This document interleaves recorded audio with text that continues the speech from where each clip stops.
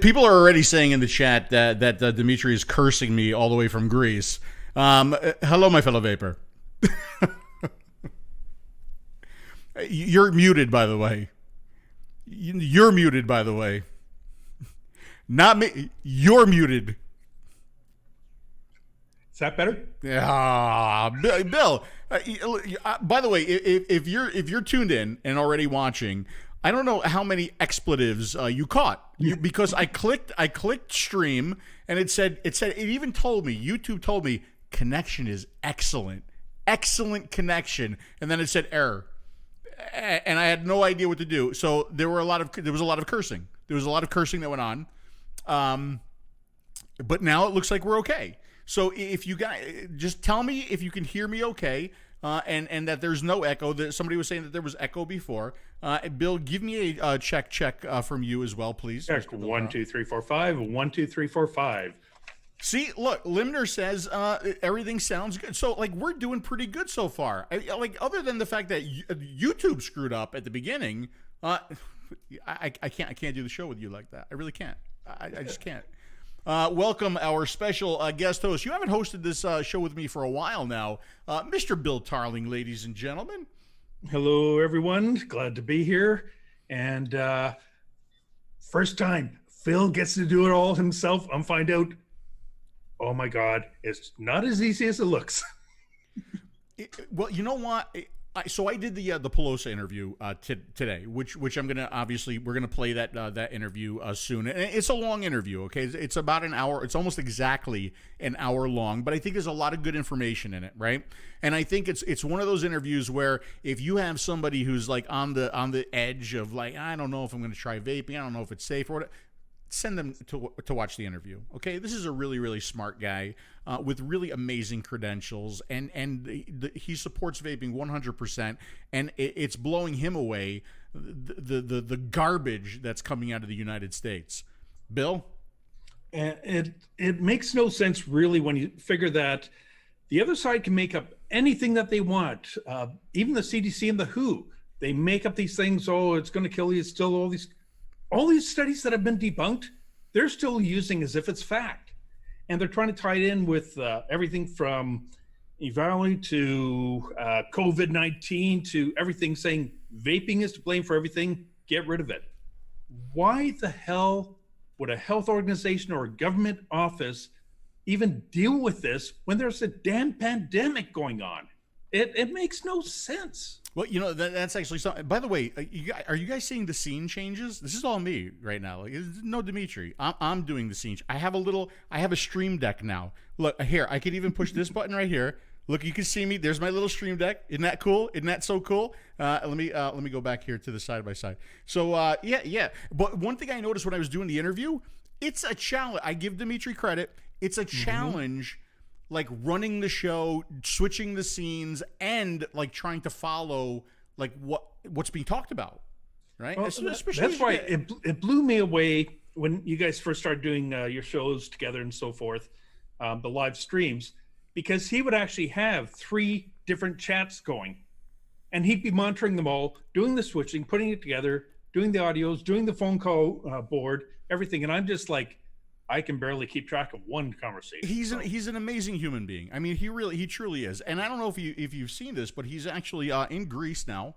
So that's why he's not joining us, because he's in Greece. He's on one of the Greek islands right now. He's tanning his Greek ass and doing some shopping too. This photo right here, you can see doing some shopping at his new favorite store. Look at how happy he looks. Look at how happy he looks with his he's Skechers. Ecstatic.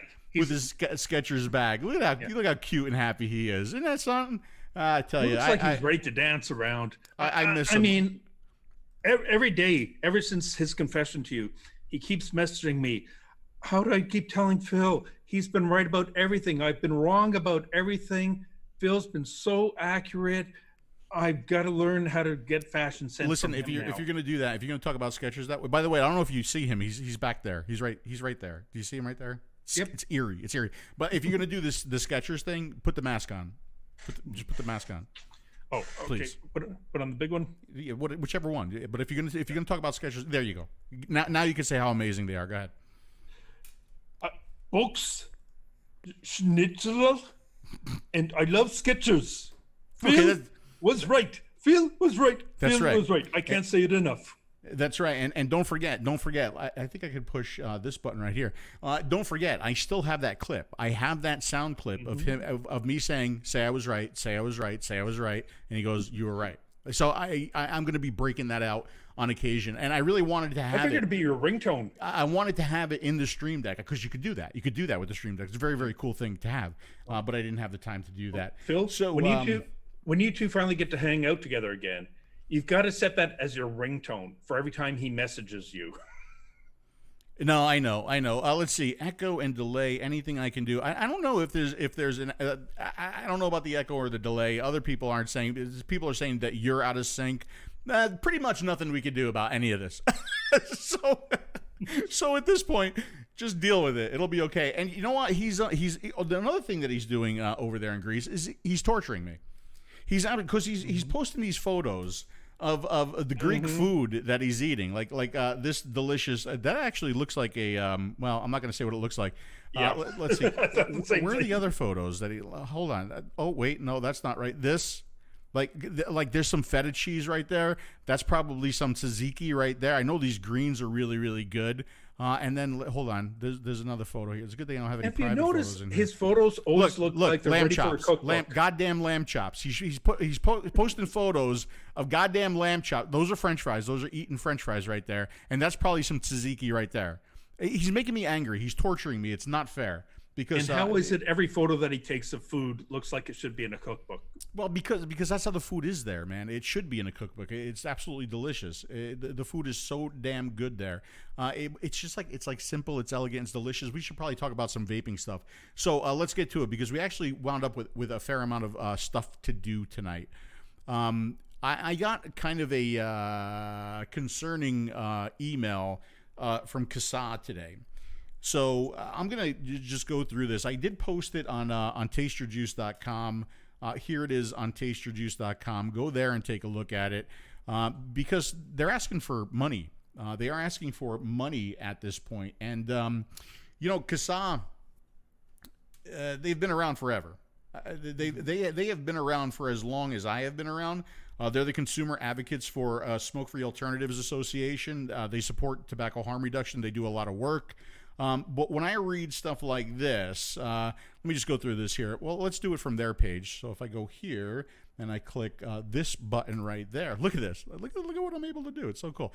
All things considered, 𝗀𝗃 has had a good run. That right there scares the shit out of me, right? Yeah.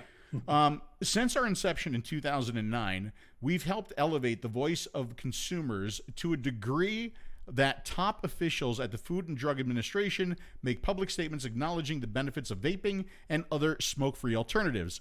We need your help to keep this energy going. As you well know, 𝗀𝗃 membership is free. And by the way, if you are watching this, if you are not a member of 𝗀𝗃, why? Why? It's free.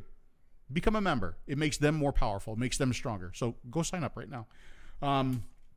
We provide all our services and information to the public without asking for much in return. We don't sell our members, blah, blah, blah, blah, blah.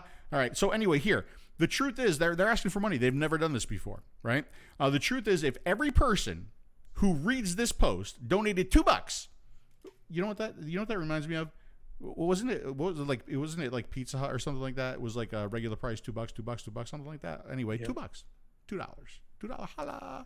$2. We'd have the funding we need to stay operational for the rest of the year.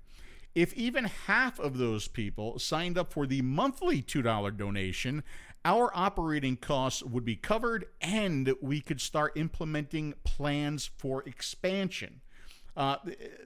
So look, it's really concerning me that they're doing this because it sounds like they're on the verge of going away, right?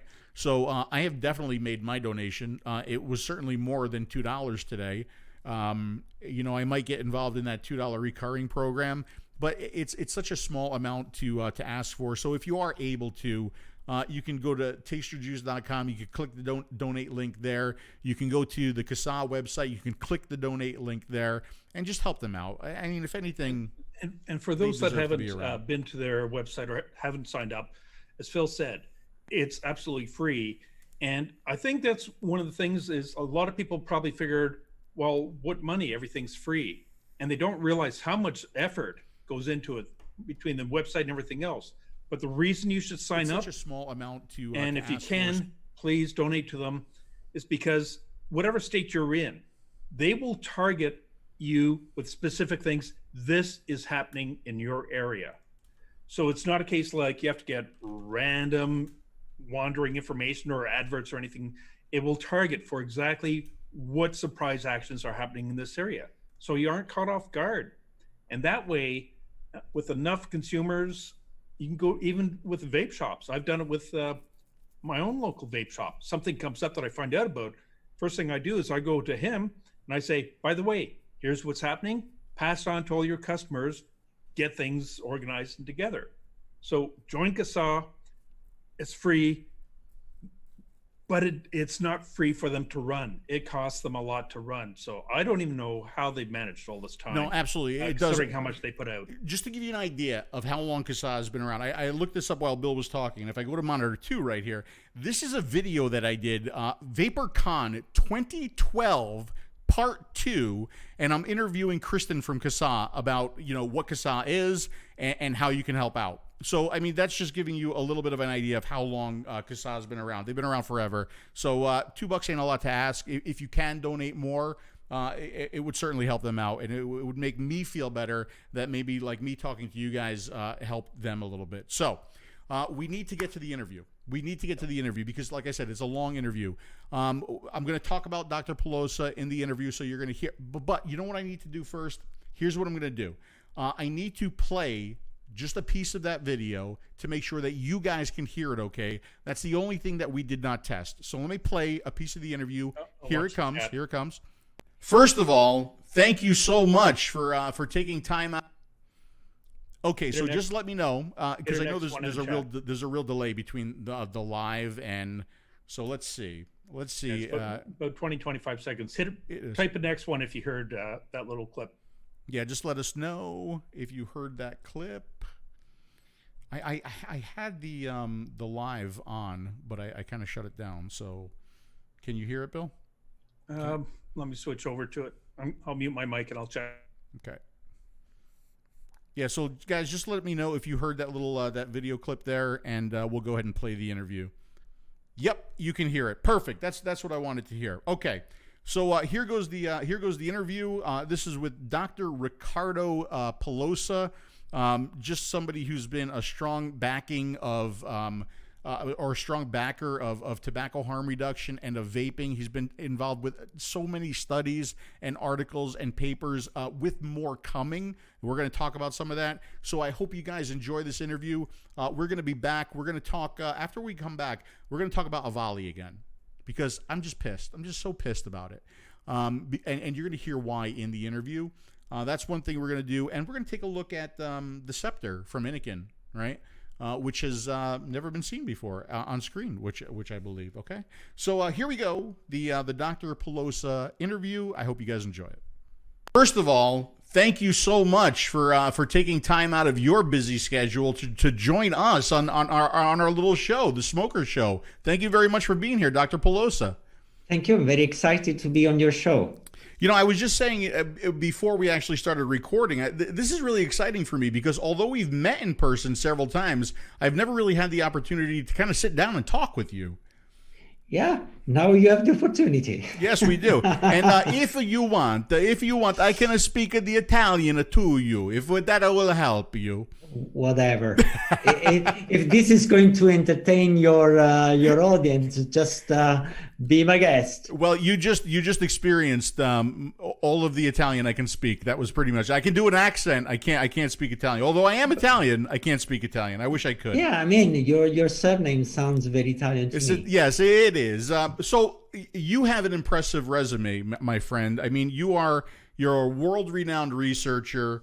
You're a professor of medicine. Let me see if I have this right. You are the director of the Institute for Internal and Emergency Medicine at the University of Catania, Italy, correct? Mm-hmm. Yep. Okay. You are the founder and the clinical director of the Center for Tobacco Research and scientific director of the Center of Excellence for the Acceleration of Harm Reduction. Yep. And I know you have like over 250 peer-reviewed articles. I know you've been involved in at least 66 studies relating to electronic cigarettes. Time flies. We started in 2009. Right, and I believe you're also a practicing physician too, still, correct? Yes. Okay. Now, although I've pretty much read your background, I've read your resume. It is a very, very impressive resume. But for those folks who are joining us on the Smoker Show who have no idea who Dr. Ricardo Polosa is, can you just give a little bit about like your background and what got you interested or what got you started in the world of harm reduction, specifically tobacco harm reduction related to vaping? I think first of all, I'm an idealistic person. I believe in ideals, things that can make big change in our lives, in the patient's life. And I'll tell you my story, how this interest in tobacco prevention started, because at the beginning it was just about fighting against the smoking. As a young doctor serving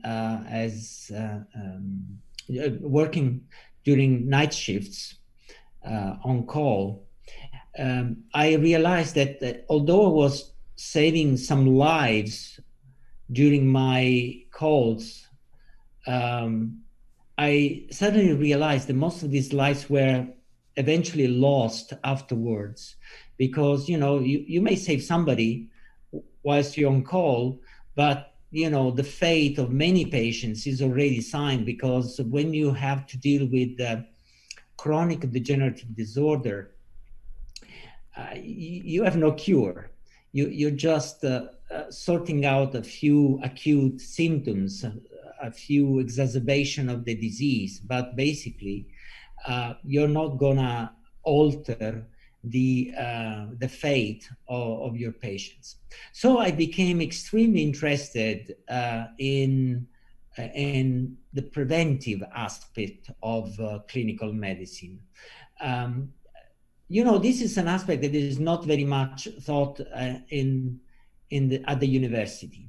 You're trained to be a doctor, you're trained to be in the trench, you're trained to save lives when you have to save lives in the emergency department.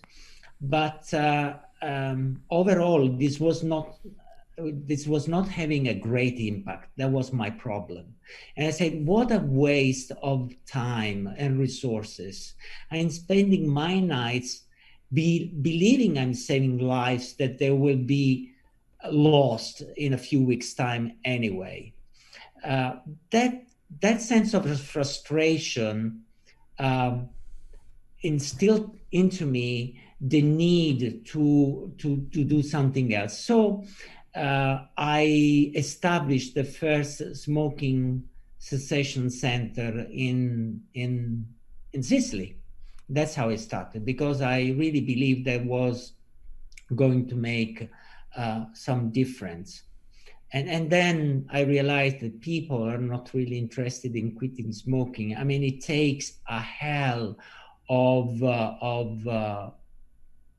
motivation, a hell of your time, a hell of determination trying to help the people quit smoking.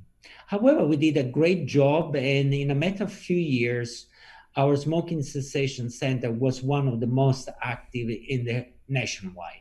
So it sounds like you were. It almost sounds like you were getting frustrated because you were treating the result, but you weren't kind of going back and treating the cause, right? So it sounded like if you went back and you treated the cause, then you wouldn't have to treat the result and the damage that's already been done. Yeah, that's exactly the idea, and I think that's exactly what inspires the prevention medicine, and it's the very basic paradigm that is underlying the theory of preventative medicine. So but just to let you know, I think this is part of my voyage. The trajectory then shifted slightly when I learned about electronic cigarette back in 2009. At the beginning, I was kind of skeptical, like many of the experts, tobacco control experts, particularly in the US. However, I'm curious. I'm a scientist after all, and I just think that these problems needs to be addressed scientifically. And so I started the first pilot studies, trying to see what impact were these instruments, these devices, having on the behavioral aspects of smokers. And to my great surprise, I started noticing that many people were basically substituting tobacco combustible cigarettes for electronic cigarettes. And that was what really sparked my interest. I said, well, this can be revolutionary. Mind you, we're talking early 2010, when most of the products that were available in Italy at that time were 3 pieces cigalikes. You know what I'm talking about. Yeah. Highly defective technological pieces that really were kind of frustrating themselves, because you needed to recharge a cigalike 3 or 4 times a day at that time, and they were subjected to many malfunctions. So the people that were using them had a very strong motivation to insisting and using them. Of course, we were giving those cigalikes for free, and that was also, as you know, a kind of a motivational subject, to give product for free. But I thought it was kind of remarkable that people that were not willing or intending to quit were actually quitting at that time. So, and that's kind of changed my mindset. I decided to get more interest in this particular aspect of the story of harm reduction. And here I am with, as you said, more than 60, 70 papers on the subject, because I really wanted to dig deep down and try to understand what are the benefits and what are the risks in order to have a very sensible and risk-benefit ratio. In order to have understanding of risk-benefit ratio, you really need to assess both risk and benefit, not just risks, as my colleagues in the US seems to do. Yeah, well, we're definitely going to get to that. But I think that moment for you, and you said this before, quitting smoking is hard. I don't think people really appreciate just how hard it is for people to quit smoking. And what's amazing about quitting smoking and smoking in general is that people do it knowing that they're killing themselves. They know that they're doing harm. But even knowing that, they still have an incredibly hard time quitting. I was the same way. I mean, I tried quitting several times without the use of electronic cigarettes. The longest I went was for a year, and then my grandmother passed away, and I went right back to the cigarettes. But you noticed that people were being successful using electronic cigarettes to quit smoking, kind of without your intervention, correct?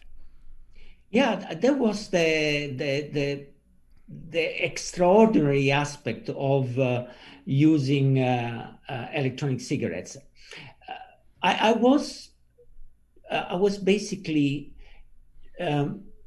moving from the reality of a classical, typical smoking cessation center, where you provide the drugs, where you provide the counseling, where you interact with the smoker who are extremely interested in quitting, because they are parking their car in the hospital, they're paying the ticket for the parking, they are making the trip to the hospital to meet you, you know, these are super motivated people.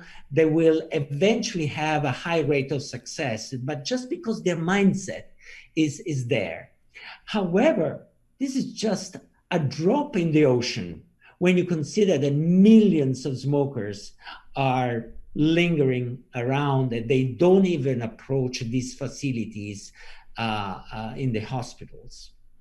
So the idea of the electronic cigarettes is that probably we are giving to smokers the opportunity to try for themselves a smoking cessation strategy. You know, there is an ambivalence in smokers. They really want to quit, but they don't want to quit because there are positive and negative aspects associated with the act of smoking and the social, cultural aspect, particularly in Italy. And you know, by giving this device, you provide them with that little extra motivation that will serve them the purpose of increasing their self-efficacy. You know, they start to realize they can make it without hospitals, doctors, counseling, and so forth. So when we initially started to experiment with cigarettes in smokers, I just said to my collaborators, we are prehistory. We are going to go in a few years if these products are going to evolve. There'll be no need for a smoking cessation center in a few years from now if these new devices are gonna be working the way we were thinking they were going to evolve and work. Yeah. Okay. So, and I totally agree with all of that. And you said a couple things there that I want to talk more about. You talked about risk versus benefit, right? And you did say something there that to me was really important. You said that America, our scientists, our doctors seem to be very, very focused on risk, but they're not looking at benefit at all, right? And you know, something that I've said on this show, something I've said in other interviews is that if a scientist, I feel like they're trying too hard. They're trying too hard to find things that are wrong. And when you try so hard, you do wind up finding things, but maybe they're not big enough to be concerned with. I've said that if you have a scientist that is trying as hard to find something in wrong with vaping, if you went into my refrigerator and you tried just as hard to find things wrong with stuff in my refrigerator, eventually you will find something wrong, right? And I don't think they're talking about the benefit at all. Yeah, don't get me wrong. Electronic cigarettes and all these combustion-free nicotine delivery systems are not risk-free. There's some risk associated with it, but you know, we're talking about tobacco harm reduction, so it's all about relative risk. How much reduction in risk compared to continuing to smoke? Okay. I think my colleagues in the United States have a problem of academic survival. And to survive in the US, basically, you need to get yourself a grant. So if the agenda of US grant in tobacco science is you know, tuned in finding risks of this product, it is very clear that all the scientists will have to find some risks in order to have their grants, you know, accepted and reaccepted in order to pay their own salary. So in comparison to my US colleagues, I feel extremely fortunate to, you know, that I have my salary paid by the state, by the university state. I don't have to look for grants for my salary. Even if I spend the whole day reading a newspaper in my office, I will be still getting the same money, which is not fair. of course. But, this is just to give you an idea of how different is the life of the American colleagues, that they really need to, I think, to obey some type of rules that they are dictated in the authority, in some rooms where they take the decisions. So it's almost like you're saying that finding things wrong with the electronic cigarette in the United States is job security for a lot of scientists and doctors. Yeah, you've seen a lot of examples where they created the case, and then they got very large grants just based on cases that were immediately and subsequently dismantled by other scientists, that they just explained exactly what was wrong. For many years, most of the research was based on experimental protocols that were overheating coils, and basically they were reproducing the combustion element when under normal condition of use, you don't have that. So this is, to me, is extremely manipulative of science. If you don't recreate the experimental setting as under normal condition of use, you're demonstrating something that is totally different.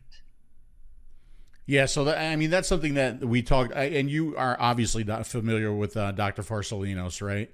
So, yeah, sure. we talked a lot to him about the studies that were being done and how they just weren't being done correctly. They were not real use cases of the product. And I totally agree with him. Yeah. So that's one of your opinions. I always wonder why in the United States it feels like there is a constant attack on vaping. Everywhere we turn, every news story that we hear, every article, it seems to be negative. There is nothing positive being spoken. So in addition to job security, what's your other opinion as to why it's being adopted? To me, vaping should be hailed as one of the greatest inventions of mankind. It should be hailed as something that has the ability to save the lives of millions of people who can't quit using standard cessation methods, right? Why the constant attack in the United States, whereas in other places in the world, it seems to be adopted, supported, and promoted? Quite frankly, I cannot answer that question. To me, it's kind of absurd. I think there is a fear of innovation in some ranks of tobacco control experts. They've been working based on a certain mindset. So if your mindset is what it is, it's very difficult to change mindset. So if you believe that the solution is total annihilation of nicotine products, clearly electronic cigarettes is not gonna be the answer for these people. And I think there's been a great tradition of prohibitionism in the United States. You just look at what happened with heavy drugs and alcoholism in the past. I think it's a cultural thing in a way. From the media point of view, I think this is more genetic. The media outlets tend to give greater importance to scary news rather than the good news or the beneficial news of such products. You don't run a headline by saying this is going to be a good product. You run a big headline by saying this is going to kill thousands of people.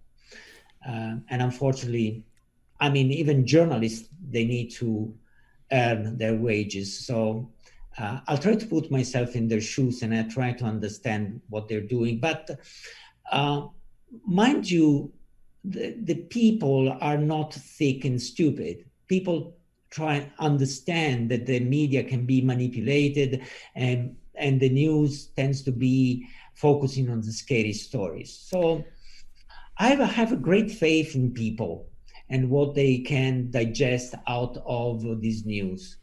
At least in Italy, people, they don't actually believe in what the news media says. They always tend to comment by saying, of course, that's what they have to say because of the government, because of the story, and things like that. So we are a bit more skeptical about the news media stories. You know, I truly hope, especially in the United States, because what you are saying is absolutely true. Media is nothing but negative, negative, negative, and drama, drama, drama. There are days where I need, for my own mental sanity, to turn the news off for a couple of days. Otherwise, I just become too anxious, right? Because everything... And the same, I'm sorry, Phil, the same occurred with COVID. It was a constant bombardment of negative, gloomy information. Then you turn the television off and you see the life under completely different perspective. And believe me, you're not risking your life. You're not risking somebody else's life. You're just trying to behave in a very pragmatic manner. You just need few key information. That was it. But the bombardment, and the job losses, the economic crisis. At the beginning of the COVID, of the lockdowns, many people attempted suicides. The number of suicides were very high, even in this country where you don't see many suicides in general. So, I mean, the COVID story, in a way, replicates the hypocrisy and the negative stories that have been generated by the news media in order to control the masses. Yeah, and I think you're absolutely right. It's just been constantly negative, and like I said, sometimes it's just, I think it's important to turn the news off. Just be smart, wear your mask, social distance, don't go out if you don't need to, but don't keep watching the news, because if you keep watching the news, you're just going to wind up hanging yourself. It's terrible. But I think... let me tell you, I think at a certain point in Italy, there were more COVID experts on television than the COVID cases. Well, I think that leads to an interesting topic. And so I want to play, because one of the things I do every morning is I ask Google to play me news about vaping.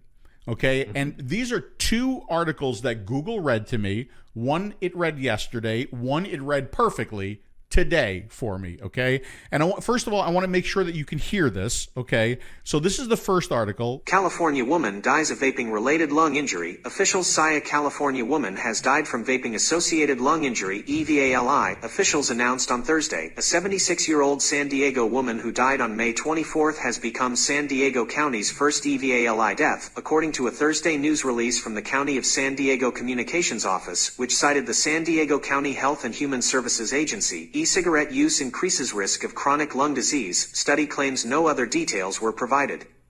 California woman died. And that's it. That's the article.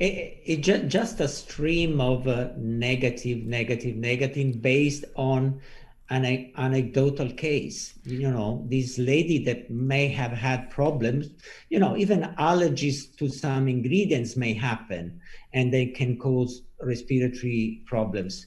But it's the same with cosmetics. If you take the overall usage of cosmetics, about 3% of the people who use these cosmetics that they are being proven to be safe will experience some nasty allergic reaction. Well, I think not only is it just negative and it could be an allergic reaction, but once again we're hearing EVALI talked about with just vaping, not illicit THC cartridges, not vitamin E acetate, just vaping and lung disease. right? And this is what, like, how do we fight this? Because I think if you everything that we've seen so far when it comes to EVALI is due to the vitamin E acetate, as far as I know. Yeah, EVALI is a US-centric problem. We don't see any EVALI. It should be just VALI, in my opinion, or not even VALI. It's an RDS. RDS is very well categorized as an acute respiratory distress syndrome disease. It doesn't have to be recategorized as a VALI because any substance can cause, any toxic substance can cause a RDS. And I think this is very naughty to create the stigma associated with the action of vaping and creating a disease there that is not actually associated with a disease, but as you rightly said, is associated with a contaminant that happened to be in some refill bottles. It can happen again. I'm not saying it just, it can be ingredients that is being added to improve the solubility of THC, and happened because some stupid, ignorant guy try a different formula and nobody has been checked on them. But clearly something that happened in the US only. And it was clear already in September that this was a very localized phenomenon, and it was, and it would have been much easier to try to identify the culprit, which is, what the heck have you used? Can we just do some chemical analysis and see what's inside this product that you've been using, instead of spreading the fear of nicotine vaping causing acute respiratory distress syndrome? So, I think this is clearly something that it's been done in the bad faith. Right. And I agree. And wouldn't you, as a news media outlet, as a scientist, right, if you see this starting to happen, wouldn't you look at vapors all over the world and look at how many people have been vaping for how many years and see that nothing like this has happened before? Wouldn't that raise all kinds of flags to say, hey, this is not nicotine vaping, there's something else going on here? But that's exactly the reason why I said the US-centric phenomenon, because at the same time, and over the many years, millions of people have been using electronic cigarettes and nothing has ever happened. As a matter of fact, I can prove exactly the opposite. I can show data of COPD patients switching to electronic cigarettes and improving their respiratory outcomes. How can that be possible if these products are so dangerous? Yeah, and I've heard many stories like that myself. Yeah, you could imagine I get a bunch of emails about people who have quit smoking successfully. I'm not surprised that this happens, and we managed to publish papers on this specific topic, and we are going to run larger studies, longitudinal, much larger studies, and we try to identify also the benefit associated with these devices. Right, and we're going to talk about one of your studies in just a little bit. I know you don't have that much time, so let's just talk a little bit longer here. I want you to hear another story. That this is the one that played this morning, and I'm like happy that it played this morning because you get to hear it. But I'm also angry that it played this. I get frustrated every time I hear one of these articles. Kind of everything in vaping, all of the bans, all of the negativity. It's all at this point, I think, being done under the guise of save the children. Right? I think that's the excuse now. That's the argument. We need to save the children. Right? Are you aware of anything? Look, we don't want the youth to vape. We understand that. We don't want, if you don't vape and you don't smoke, I think you should continue to do neither. We say that all the time on this program. But is there really a danger to youth vaping? Number one. Number two, I can't believe, even with a worldwide pandemic going on where people are actually dying, that they are still using the term teen vaping epidemic. That blows my mind at this point. Your comments on that?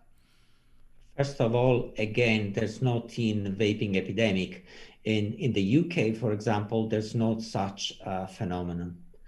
Again, very much US-centric. And I think it's a cultural thing. Many kids in the US try to experiment with different drugs, and they try what's available there. So they may try with electronic cigarettes because they're available there, because they're cool. They may try synthetic drugs because at the party using synthetic drugs is cool, and so forth. I can just go on and on and on. But to me, the most powerful argument, besides the fact that the epidemic is not global, but it's just happening in probably partly in the United States, I think that we should look at the prize, and the prize is smoking. Youth smoking in the US is declining at an accelerated rate since the emergence of electronic cigarettes in that particular space. Why?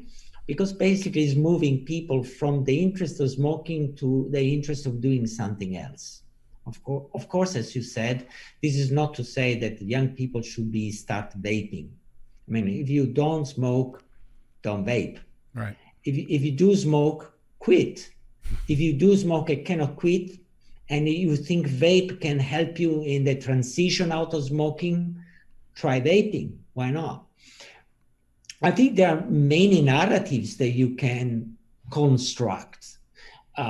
But in America, it seems that the only narrative that people can understand is youth vaping epidemics, and that's all. I think this is a very minimalistic view of the problem. The problem is more complex than that. I can tell you a story that in some high schools in Milan, there's been a shift away from smoking, and that's a good news. But you know what? The reason is because cocaine is becoming more and more popular among some high schools in Milan, where there are very affluent students that can, allow themselves to buy cocaine. So, I mean, now tell me, this is substitution for a thing for another. You've been young, you've been a kid, and 60% of the time, kids are characterized by a risk-seeking behavior. They do crazy things, they're dangerous things. And then when you mature in life, you tend to be more concerned about your own life, and you don't do such a thing. So I mean, to me, it's pretty much about understanding kids' psychology as well. And we tend to forget that we ourselves, we're being kids and we're doing very stupid things in our lives. Okay, and I want to touch on that a little bit more, but first I want you to hear the second article. Okay, let me go ahead and make the changes here. Could vaping epidemic among teens make COVID-19 worse? If you think your teen or young adult doesn't vape, or vaping is safer than cigarettes, you might want to think again. Vaping has been linked to an increase in lung inflammation and blamed for as many as 60 deaths. And now, there's COVID, at a time when there's been a surge in teen vaping, especially among minorities. Health experts now call it an epidemic among young people, but no one is immune to vaping's potentially dangerous side effects. Scientists surveyed over 2,000 11th and 12th graders' e-cigarette use, then asked about wheezing or bronchitis symptoms. How many untruths are there in that article? So they talked about the spread of COVID because of vaping. They talked again about the teen epidemic. They talked about the deaths, but they never once in that article that you hear mention vitamin E acetate or the illicit THC. So like the average person who listens to that, who doesn't do the background research. They think, okay, well, vaping is killing people and teens are using it and they're dying and it's spreading COVID-19. What are your comments to that? I think there is a very coordinated effort. I mean, this is no chance. I think in the US, there seems to be a very organized way of transferring the worst aspect of vaping to the society. Let's focus on chronic bronchitis, for example, in kids. I mean, chronic bronchitis by definition is a disease of the elderly.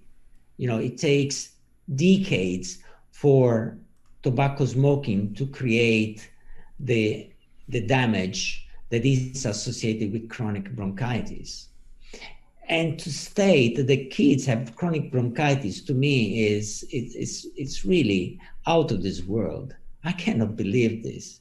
The reason is that sometimes you can associate a spurious cough with chronic bronchitis. And as you know, when you start vaping, it's not unusual that you may have some irritant effect on the back of your throat and you start coughing.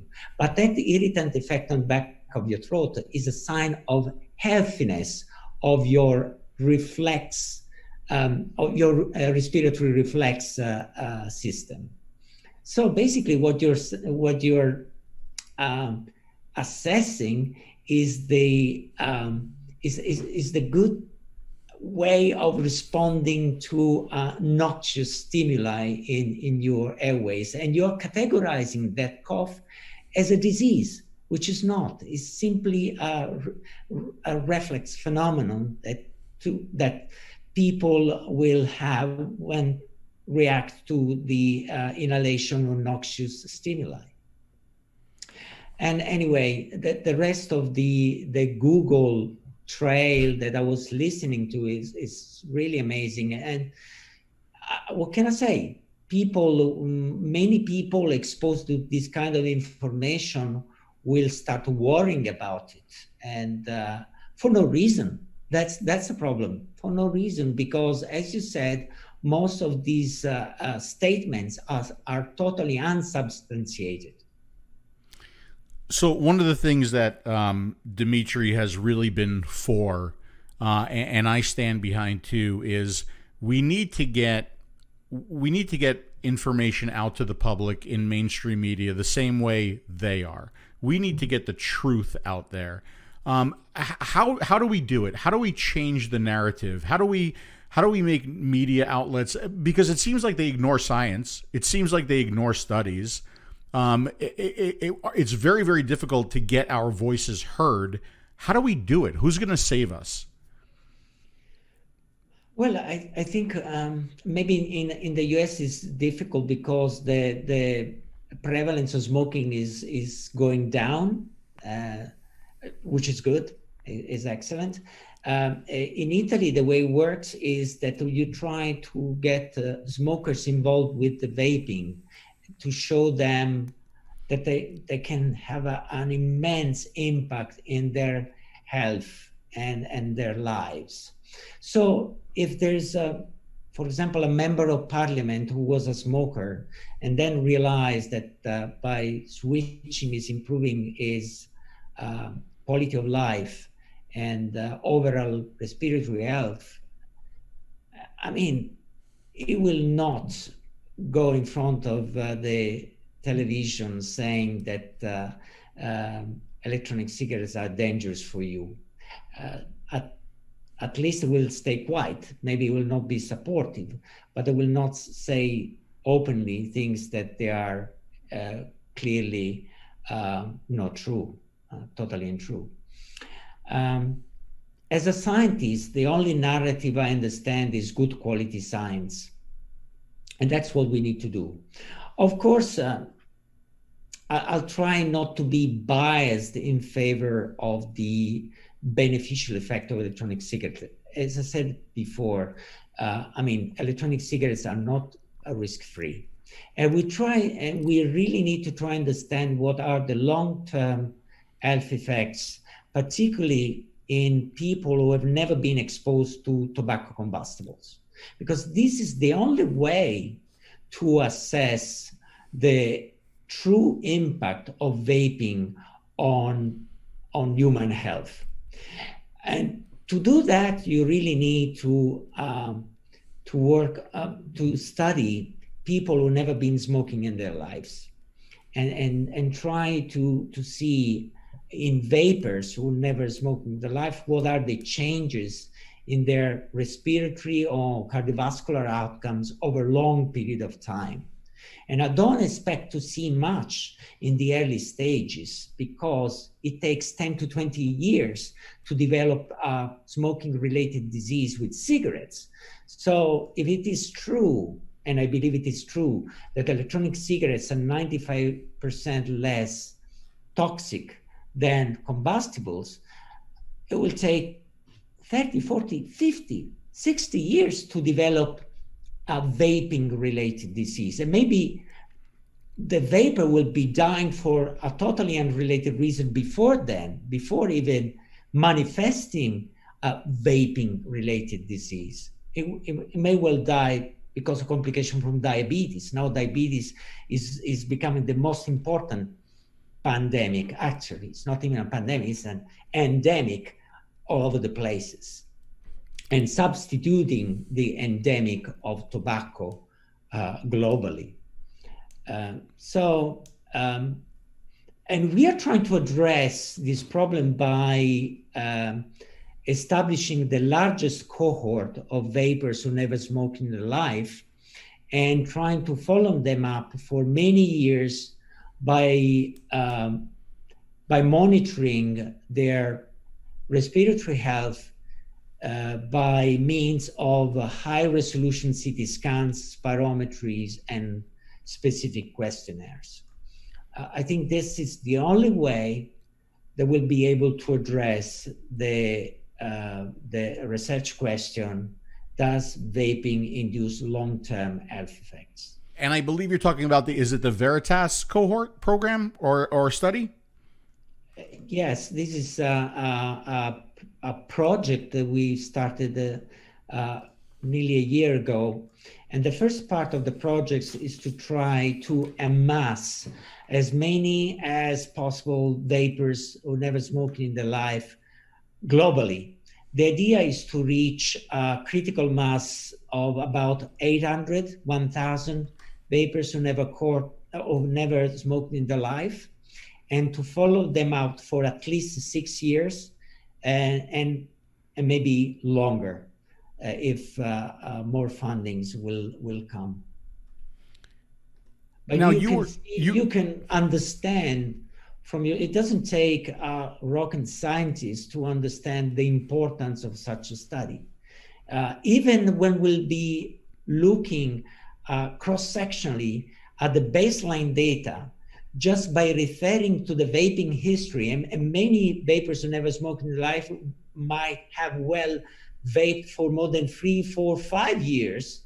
And by then, just by comparing the cohort of vapers who never smoked with sex, age-matched, healthy people who never vape and never smoked in their life, you will immediately have data that can inform users, clinicians, and politicians about this very thorny issue. Yeah, and Dimitri and I actually talked about the program on the previous Smoker Show. Obviously, we're going to talk about it on this Smoker Show as well. We're going to show the website. We're going to share the website. And are you still looking for volunteers to help out with that program? The idea is to extend as much as possible the collection of these very rare individuals. I mean, you don't see many vapers who never smoked in their life generally, because most of vapers are ex-smokers, as you know. So we expect 2-3% of vapers in countries where there is a very high vaping prevalence rate to and these are the countries we are targeting in order to try to have enough vapers to participate in this cohort study. Yes, but we are still actively seeking volunteers or participants, would be the best word for it, participants who are willing to help us trying to understand what is going to be the impact of vaping in the long term. So this is going to be a long-term study, right? This is not something that's going to be done in a year. This is going to go out several years, correct? Several years. I mean, the beginning will be 6 years. Then we are able to maintain the cohort to a sizable number.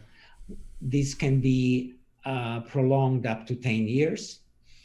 But as I said before, and I repeat myself again, you can still have very useful data at baseline. We'll be starting to collect data from a high-resolution CT scan of the lungs and spirometry from these people. The beauty of the study is that the data will not be analyzed peripherally.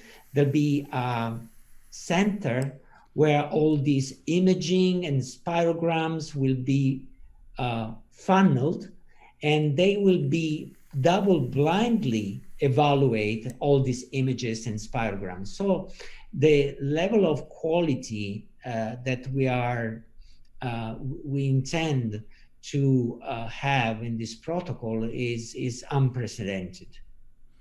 That's terrific, and I absolutely look forward to the results. Hopefully, we'll be able to use those results, and hopefully vaping won't be dead in the United States by the time we get those results. So fingers crossed on that.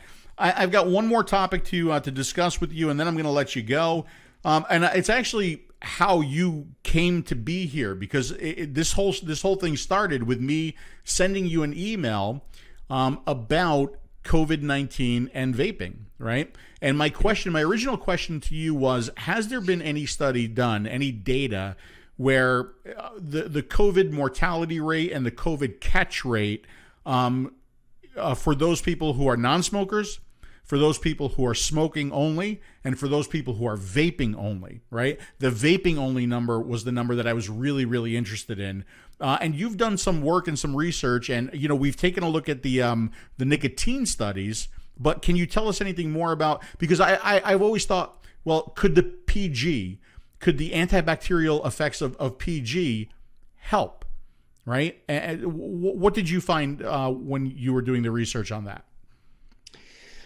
Okay, in my opinion, there's no credible research on vaping and COVID-19 so far. Also because, as you rightly said, one thing is to evaluate the impact of COVID in vapers who have been ex-smokers, because that ex-smokers may also have some level of protection left in their lungs, according to some meta-analysis, meaning they collect case series from all over the world, and then let me turn off the CD, and then they will conglomerate all the results to get some summary of results out of these dozens and dozens of studies. Are you still online, Phil? Oh yeah, I'm here. Oh, okay. Absolutely. So, one of the problems, as you said, is that there's no data on vaping only individuals and COVID-19. So very difficult to say anything about it. However, if you just look at the data from smokers, and if you, the data out there clearly indicates that the prevalence of smoking in those who are hospitalized for COVID-19 is much lower than the expected prevalence of smoking for that particular country. For example, in Italy, the prevalence of smoking is at around 25%. The prevalence of smoking amongst those who were hospitalized for COVID-19 was at about 10%, so less than half, okay? And there are other examples in China, in the US, in Germany, and in the UK. So again,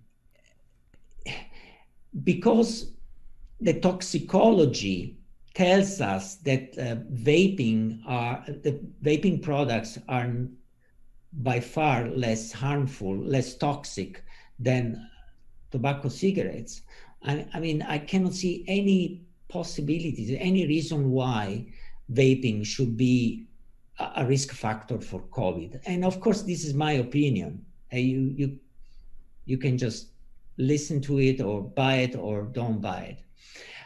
However, the PG story is interesting in my opinion because there are several ways the PG can influence the entry of the coronavirus, the novel coronavirus, into the cell. PG, for the entry and the replication of the virus depends on the metabolic machinery of the cell. So glycolysis, that's the technical term. And it's been shown that impairment in glycolysis may reduce viral replication. Now, if you expose cells to PG, you induce alteration of the metabolism of the cell, and eventually you will reduce the replication of the virus. So, I mean, these are in vitro studies that we are currently investigating. So it's not published yet, but this is another hypothesis that can be put forward to try to understand what's going on when you inhale PG, and whether this is vaping related or smoking related. This is going to be another story. Yeah, that's very interesting, because one of the things that I noticed since I've become a vapor, right, is that I've always been very, very susceptible to upper respiratory tract infections, right? Mm-hmm. I would get anywhere from 2 to 3 a year. Since I have been vaping, I haven't had one. I mean, not a single one. And I mean, could that be the PG? The normal mantra, the typical mantra about PG is that has bactericidal and virucidal characteristics, features, qualities. However, as I said before, I think that PG is altering the metabolism of the upper and lower respiratory cells of the epithelium, okay? So basically, by changing their metabolism, they're impeding the entry, and more than the entry, the replication of the viruses inside the cells. So it limits the spreading. Of course, what matters in terms of developing a viral-induced disease is 2 things. 1, the viral load, and 2, the level of immunocompetence of the host. So let's assume that the vapor has a very good level of immunity. It needs to have a very high viral load to develop a SARS-CoV-2 related disease, a COVID-19, all right? If we reduce the replication inside the cells, you reduce the viral load. So your immune system will be able to limit the damage. So you may be asymptomatic for COVID-19, or you may develop only limit symptomatic disease, just because there's been a limitation in the viral load. And PG, possibly, we are investigating this aspect, may limit the replication of viruses this way. And that also applies to influenza virus. As you said, probably during your life by inhaling constantly and regularly every day PG, you are limiting the possibility of viral replication in the case of influenza. And by doing so, you limit the possibility of developing full influenza-like symptoms. That's really interesting. Wouldn't it be fun and interesting if we find out that through long-term studies and everything that vaping might be good for us? It might be healthy. Is that at all possible? I don't want to make that statement too loudly, but could it be? Well, the questionnaires that we're using in the Veritas cohort are going to address just that question. I'm aware of a few studies that have been published a few years back by 𝗃𝗽𝗲𝗿𝗀, if memory serves me correctly.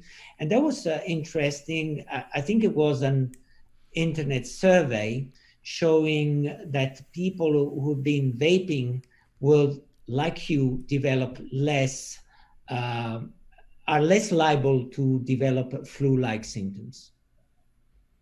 Interesting. Well, Dr. Polosa, you've been very, very gracious with your time. I know you originally said a half an hour. I've kept you here much longer than that.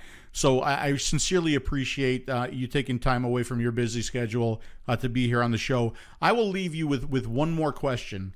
And the question is this: with all of your knowledge, all of the research that you've been involved in, all of the studies that you have done, do you see any reason why a smoker who has been unsuccessfully able to quit using standard cessation products and methods, why they shouldn't try vaping? Is there any reason why they shouldn't try vaping? I'm going to give you a very short answer. There's no reason. That's perfect. There really isn't. There's no reason whatsoever. I mean, if you cannot quit by your level of motivation, if you cannot quit by the assistance of a specialist counselor, if you cannot quit with the help of approved drugs, I mean, just try something else. Just try something else that is much less harmful. Simple as that. And that's exactly what I tell to my patients who smoke and cannot quit with other means. This is exactly what I say to smokers who come to the smoking cessation clinics and fail the first round with NRTs or Champix. That's exactly what I do. I give them another option. And that's what the smokers need today, alternative options. If we deprive them from the options, they will stick to tobacco combustible much longer. And eventually, this is going to kill more people. And that's bad news. It is bad news. And again, thank you so much. Can you please come to America, come to the United States and save us? Please, we need help. Come and save us, please. Come on, I'm not God. I'm just a scientist. But I really hope to do a lot of good research with my American colleagues. I mean, there are a lot of people that they keep their mind open, even the US. And I think we really need open mind scientists, because if people try to follow their own agenda, we end up miscrediting all science, all scientists, and all of us are going to lose. I think there is a bad perception from the public that scientists are not credible anymore because of this yo-yoing, particularly in the area of tobacco harm reduction. People get so very confused, and they just turn the television and they just say, whatever these scientists are saying, I don't buy it. So confusing, so manipulated, so misinterpreted. And people, they'll do whatever they want to do. And I'm sure probably this is going to be a good thing. But it makes us obsolete as scientists, and that's sad. said, I think we have the opportunity to unite the tobacco control movement to save lives, and instead we find ourselves very much divided. Yeah. Just like with everything else these days, right? Yes. So that's it. I will let you get back to your schedule now. Again, thank you very much. It's been a real pleasure to finally get to talk to you, even though it's, you know, on a video chat. But sincerely, thank you, Dr. Polosa. I appreciate it. Thank you, Phil. Thank you very much for having me on your shows, and I hope your U.S. Audience has appreciated what I had to say. I'm sure they have. I'm sure they have. Thank you so much, Doctor.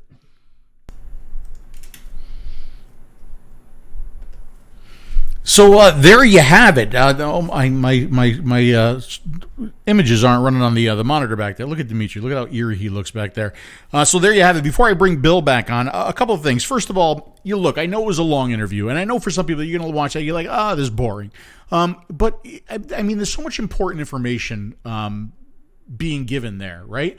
And we need to appreciate people like that, because for every one of him, there's like 100 that are just trying to find shit wrong with vaping, right? So that is why, like, I so appreciate Dr. Polosa and what he's doing, and why he should be, appreciated by the community as well.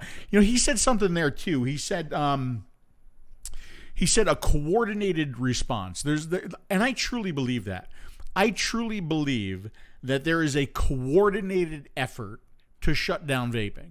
And it's like it's coordinated by government, it's coordinated by big pharma, it's coordinated by anti-vaping. I truly believe that, because the attack just seems to be coming from every single angle. It's unbelievable. I want you to understand the importance of the Veritas cohort study that he's talking about there too. And if you are interested in getting involved, if you are interested in being, I think they call it a manager or a director, but they're also looking for subjects, all right? But the importance of that study is to look at vaping, but vaping only, right? Because when you do research now, when you take a look at people who have been vaping, typically they were former smokers or they are current smokers. So if you find damage, where did that damage come from? Did that damage come from vaping, or did the damage come from smoking? So if you look at vapors only, you're going to find true vaping related damage. The bad thing there is that bothers me, because I don't want vape. Why am I stuttering every now and then? I don't want vapors only, right? Because that means you picked up vaping and you weren't a smoker. That's not something that I really like. That's not something I'm happy about. But that's the Veritas program, and that's why it's so important. And then finally, PG. I think there's something there, folks. I really, really do. I really do. I can't tell you how good I feel. And by the way, 𝗏𝗏 or 𝗏𝗏, I always say it both ways when I don't know how to pronounce something. Reminded me of something.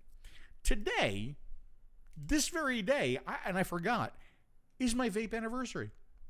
July 7th, 2009 is when I quit smoking, right? And I have been a vapor now for 11 years. Are you going to celebrate? Yeah, I'm going to celebrate. I'm going to celebrate by lighting up a cigarette here. Somebody's going to look at that. They're going to be like, oh my God, Phil has a pack of cigarettes. This is my stunt pack. You guys, how many times have I shown you? This is my stunt pack. And I had to buy this pack, and I had to take one cigarette out of there for the most important vape trick video that I did, right? So every now and then when I want to prove a point, I pull out my stunt pack. But yeah, 11 years non-smoking now, 11 years of being a vapor, and I'm still here, and I feel fantastic. I ride my bike 10 miles every day in the Florida heat. I get home, I'm like dripping in sweat. I literally change my clothes like 3 times a day here. But I feel terrific, and I really think that there's something to the PG. And I guarantee you guys, if I was still smoking, if I was still a smoker, I don't think I would be with you today. I honestly believe that I would not be with you today. So thank you, vaping. All right, Bill, your take on all that stuff. Quite a few things. Before that, though, your son pack of cigarettes. Here are the 2 packs of cigarettes that I had with me when I went and bought my first vape kit. I had no intention of quitting smoking. I figured I'd replace a cigarette with every fifth one with this vape thing, then that might save me a bit of money. February 6, 2014, written in there, and haven't had a single one since. I keep them in my drawer as a reminder. Do I ever get tempted by it? No. When I had pharma NRT and the medication and all the other stuff, I used to get cravings like crazy. Anyhow, back to Dr. Polosa. One thing I suggest, yes, it was a really long piece to go through. What I suggest people do is when you have time, just sit, listen to it, just make a few notes, things that you can pick out for yourselves, because you'll never remember everything. And you sort of tend to blank out as you start thinking, well, I wonder how that would affect, and you miss bits and pieces. Just write out notes a few times and you'll see how much information was there. First of all, what I did like at the very beginning, just like Dr. Farsellino, Dr. F did when he first started, he didn't take it for granted that, oh, they say vaping's better, so yes, let's jump right into it. No, he questioned it. He did a bit of background checking himself. He didn't just take either side's automatic word for it. And I think that's really important for somebody to, especially smokers, to realize. When you get people like Dr. Polosa, Dr. Farsellino's, they were not straight go-ahead vapors. Everything's pro-vaping. Yes, we'll only talk about the positive. They had doubts and they checked themselves. So when you have stuff coming from them, it's because they've actually done the research, trying to find the real answers, because that's what they wanted to find out. They wanted to find out what is the truth. So that's important compared to a lot of the ant studies that you see. Yeah, and I agree with that, Bill. You know, I look, if there are issues, I've said this from day one, if there are issues, let's find them, let's identify them, let's fix them, right? But let's also look for the benefit of vaping and not just always focus on the harm. And I think that's what's happening right now. They're just talking about the harm. They're talking about the teen vaping epidemic, but they're not talking about the fact that teens aren't smoking anymore. Right? They're talking about, the potential harm of vaping, but they're not talking about the harm reduction, right? And I don't understand. Like why, even like the American Cancer Society, because we know the carcinogens are in the cigarettes. We know the carcinogens are because of combustion. He called it perfectly, exactly as we know. It's job security for them. Yeah. But remember, all their funding, their grant money. Put it this way.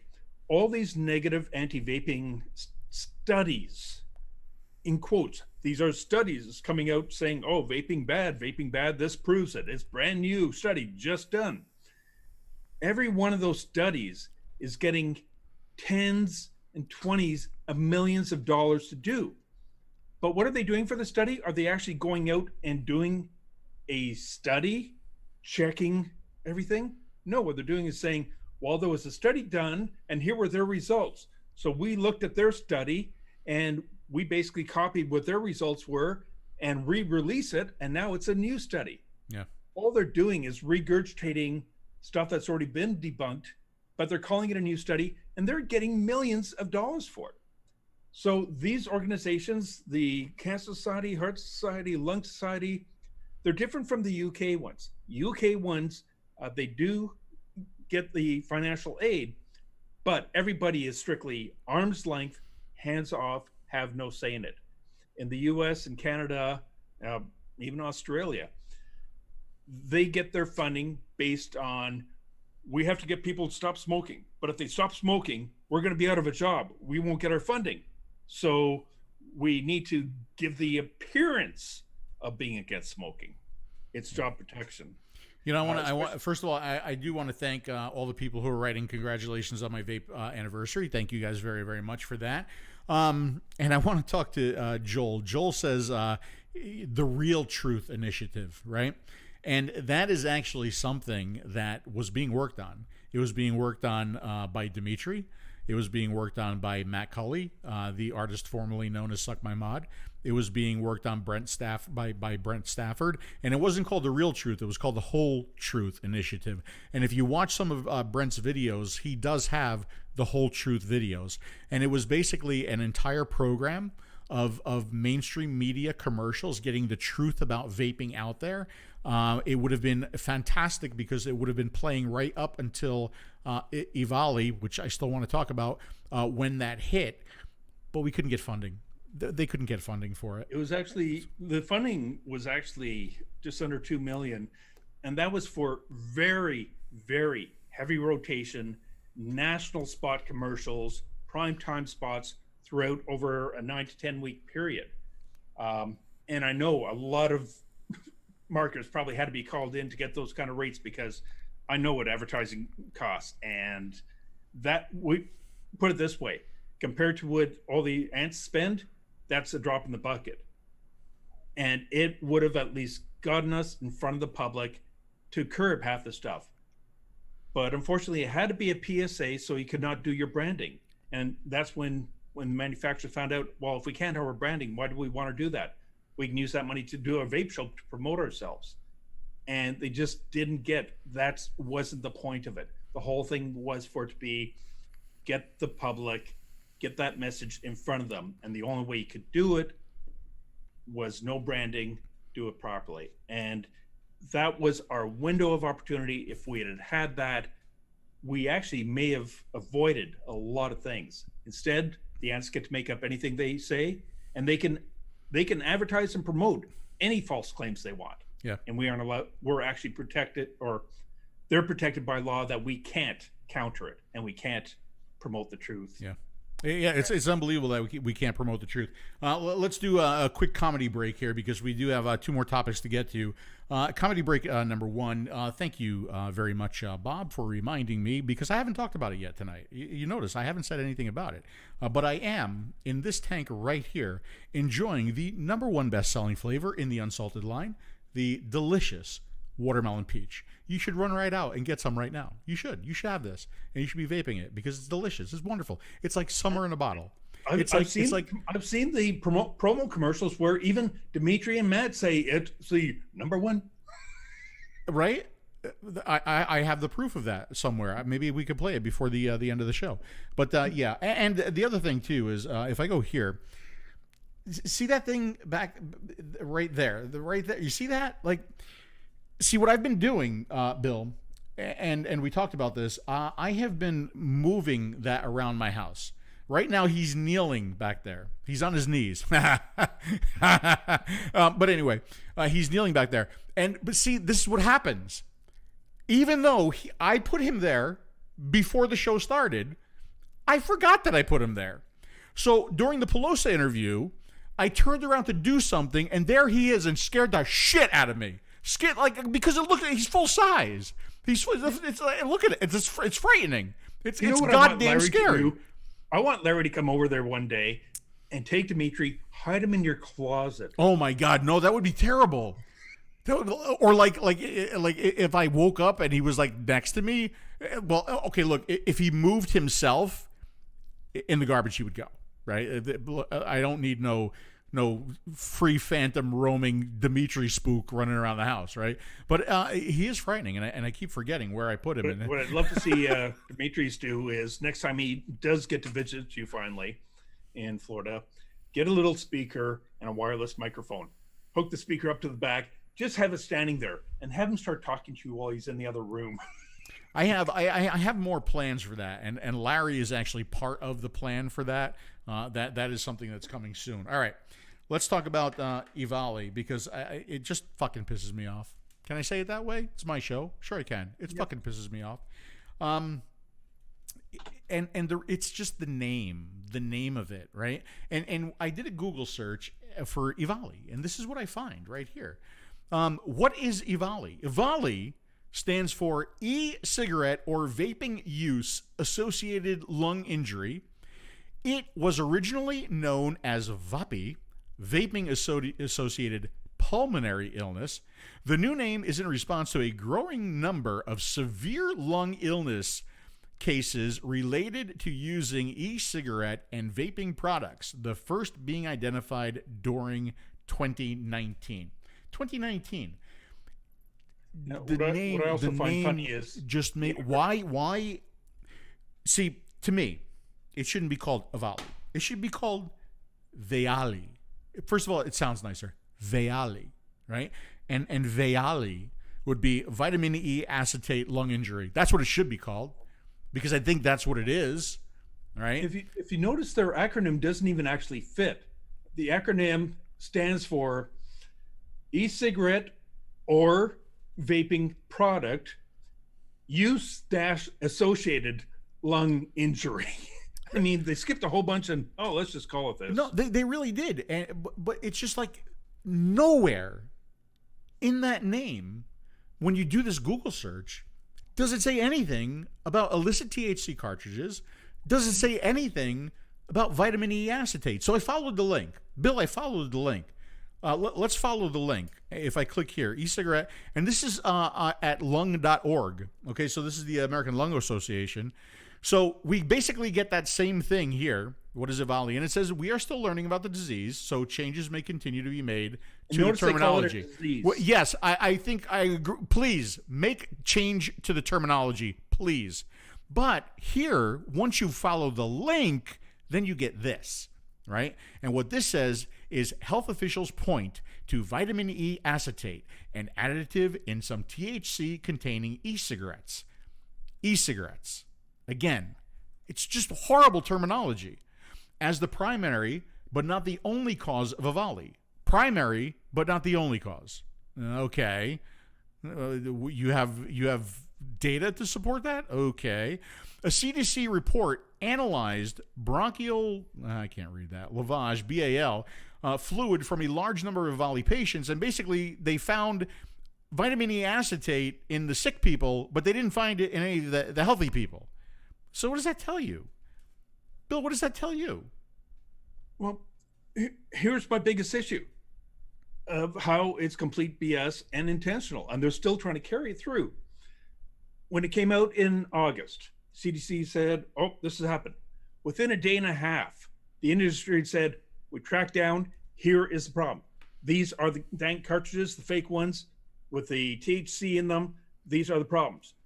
CDC goes, well, no. We aren't going to look at a specific brand. No, these are the problems. It's been shown. They were tested, really high concentrations. Well, okay, yeah, but some of these people didn't say that they used it. So did you do any testing on them? Well, no, because they would volunteer the information. Even though it's illegal for them to use this in some of the states where they could get jailed or fined, and especially the kids don't want to say, yes, Mom, I've been using drugs. So they didn't say anything. So that means that, well, they didn't say some of them said they only used nicotine. Right. It's like that lady you had. Okay. That lady you had in that news thing Yes. Actually, I found another article which dug a little deeper into her, and she was a heavy cannabis and a CBD product user and THC user. Imagine that.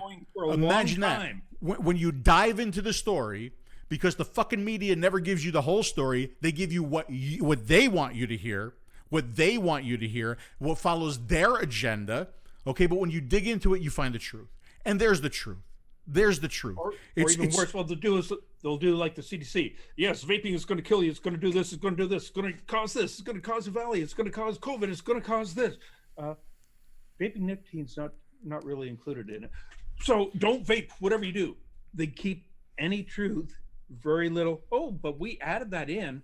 Yeah, one little context buried, and that's it. You know, let me tell you something. The CDC. I love these buttons that I get to push now. The CDC has lost all. You know, it's really sad. It's really sad that vaping has really made me a different person. First of all, I think it's made me a healthier person, right? I truly believe that. But it's made me not believe anything that I see on television, because now I know it's not all true. You start seeing that even the government's not doing things right. You know, yeah, it's turned me into this like ridiculous conspiracy theorist that I was never that. It really has, being involved in this industry, seeing what is going on a daily basis, watching this coordinated attack against a technology that has the ability to save the lives of so many smokers just has turned me into a completely different person, an angry That's person. when you find out it's not a conspiracy theory. It's intentional.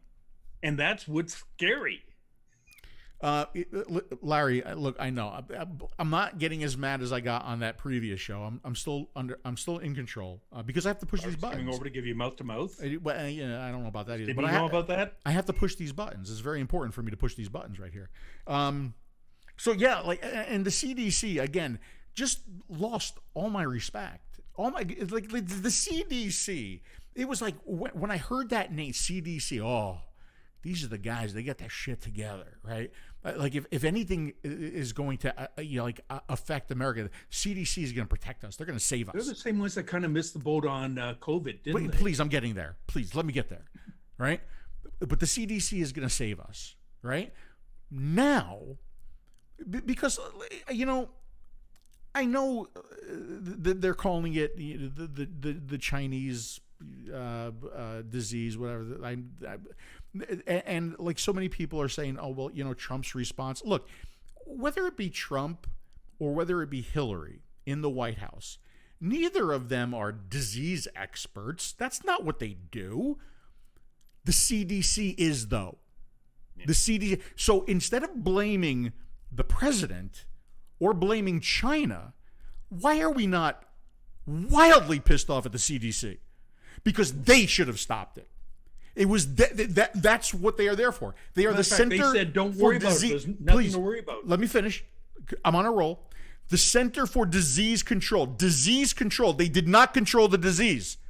They did not control the disease. That's why I call them the ICDC, the Incompetent Center for Disease Control, or the ZDC, the Zero Disease Control. Right? It's just. It's so frustrating, guys. It's so frustrating, seeing what's going on, looking at where the blame is. The blame should not be, vaping. We know that. But again, it's just like this constant coordinated attack, and it's frustrating. It frustrates me on a daily basis.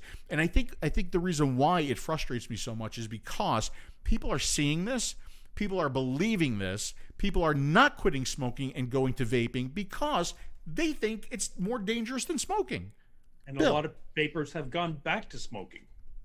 I still want to know why the CDC, Center for Disease Control, is dealing with EVALI, which isn't a disease. It's the result of inappropriate use, but it is not an actual disease. Like everything done is just like absolutely nuts, and especially with their vaping spreading COVID and all this sort of stuff. I finally caught one article where the guy accidentally put in his quote explaining his logic to it. He says, well, if a vapor coughs, it can spread it. Well, guess what? If a non-vapor coughs, if they have COVID, they can spread it too. So it's got nothing to do with it. But that's their whole thing of, oh no, but their cough we can see because they may have had vapor at one point.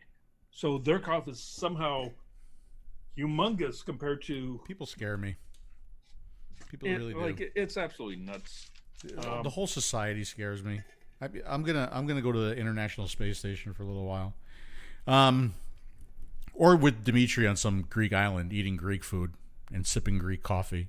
You bastard! I hope you're enjoying yourself while I sit here and do all the work, and very well, I might add, very well. Look, I screwed up the video. I replayed the beginning of it twice. Like, I know that. I'll take the heat for that, but everything else has been pretty good, right? I mean, everything else has been pretty good. Like, I could push this button right here, this button right here, and I could say everything else has been pretty good. Bill, would you not agree? Don't be an asshole, Bill. Don't be an ass, Bill. No, I've even messaged a few people who asked how's he doing. I'm going, yeah, you're doing damn well. Oh, thank you. By the way, and I have an adult beverage in here. I do. Geritol. No, it's not Geritol. Very, very funny. All right, so I think we covered just about everything except for the sneak peek at the new Inikin Scepter. And I was actually excited because I don't think it's been seen publicly. So you guys are getting like the first look at it, as far as I know. And I did. I actually talked to them, and I asked them if I could kind of sneak peek it on the Smoker Show tonight, and they said, okay. I've only seen a couple of distant images online. Yeah, they were kind of hesitant, but I kind of twisted their leg a little bit. So if I do this, I'm going to rotate this camera right here. Look at that, right? If I do that, and then I take this out of the way, and I put this over here, and then I push this button right there, this should be a close-up. This is my hands. Look at that. Look at that. So here it is, guys, the Inikin Scepter.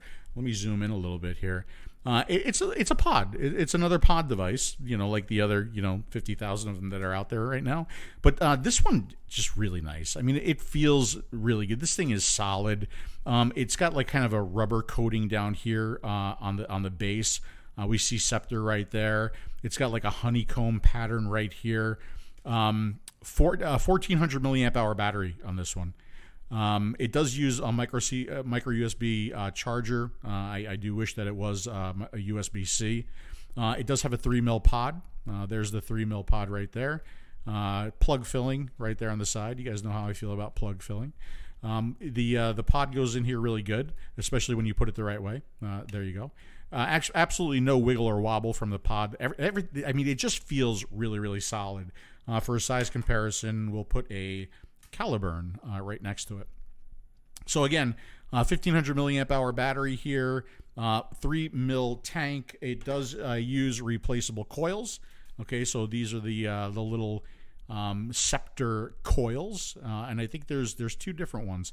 I think there's a 1.2 and a 0.6. Don't quote me on that. I should have. Hold on. Let me push this button right here. I should have had that information before I did this, but unfortunately I didn't. I'm only near perfect. All right, so let me go back here. And like I said, the fit and finish on this really, really beautiful device.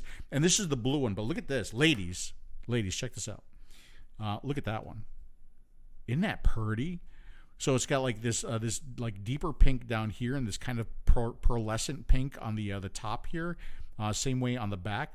Beautiful looking device. I think really, really well done on this, and I hope they do well with it. I really do. And guys, this isn't a platform product. This is just an Inikin product. They are just about our last remaining sponsor for the Smoker Show. So we get to take a look at the new Inikin Scepter. There you go. Beautiful looking, I think. And I've been using it now for a couple days because they have a few beta testers using them, and it's been terrific. And the oh my God, is the flavor good? Like the flavor is really good. It's funny. I keep mentioning Inikin, and I want people to know it's not because of you guys. It's from the beginning. My first thing was the Kangaroo EVOD, but next device was my MVP, which I still use. As a matter of fact, right now I've got an Aries on it. Then I got my 134, which I still use daily. As a matter of fact, Chris from the local shop here dug out 3 more for me out of his backroom supplies. So if this one ever dies, I've got more, 'cause I love that thing. The beep I'm using, the Proton, the Adepts. Now you guys sent me this one, Z50 or Z50, whichever way you want to call it in the US.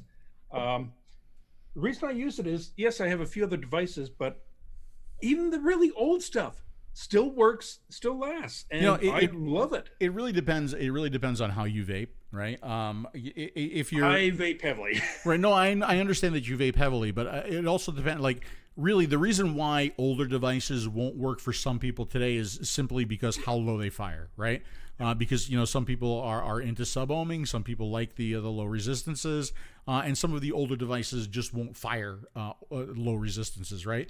But I think if you are a vapor, like 1 ohm and above, like I tend to be for the most part, unless I'm doing temperature control or unless I'm doing just a low build, right? Because some of my builds now come out to 0.7, 0.8. And I talked about this in one of my recent review videos that, a lot of people still believe that mouth to lung means 1 ohm and above. No, that's absolutely not the case, right? Mouth to lung means that the airflow is done properly, that the coil is being hit with air properly, that the chamber size is proper, that the shaft size is proper. There's a lot of stuff with mouth to lung to make mouth to lung work, and it's not the resistance of the coil. But I still got mine too, right? I personally, I think that this is one of the coolest devices Inikin ever put out. By far, it might be one of the coolest vape devices ever. And you know what it is? The case container was awesome.